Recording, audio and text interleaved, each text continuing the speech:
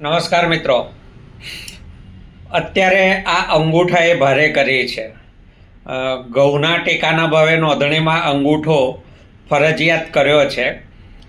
મુશ્કેલી એ છે કે જેના નામે જમીન છે અને દૂર રહે છે, પરિવારમાંથી બીજું કોઈ ખેતી કરે છે, એ લોકો અંગૂઠો આપવા ગામડે જઈ શકતા નથી. ગામમાં જ છે પણ ઉંમરલાયક છે, એમને નામે 7/12 ચાલે છે, એમના અંગૂઠા આવતા નથી. એટલે આ અંગૂઠાના કારણે ઘણા ખેડૂતો આ વખતે ઘઉંનું ટેકાના ભાવે રજીસ્ટ્રેશન કરાવી શકતા નથી. એવા ખૂબ ફોન બધાના આવે છે કે આ અંગૂઠાએ ભારે કરી છે.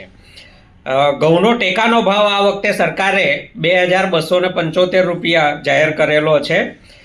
1 મણ 20 કિલોનો ભાવ 455 રૂપિયા મળે એ માટે ખેડૂતો રજીસ્ટ્રેશન કરાવે છે.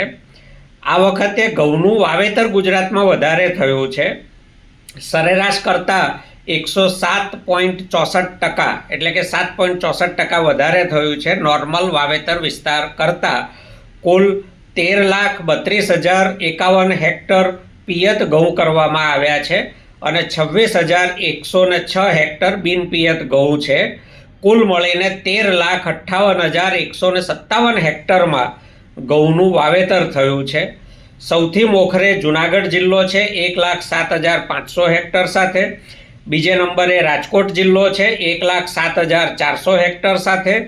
ત્રીજે નંબરે અરવલ્લી જિલ્લો 83,800 હેક્ટર સાથે અને સાબરકાંઠા 83,600 હેક્ટર સાથે ચોથે નંબરે છે.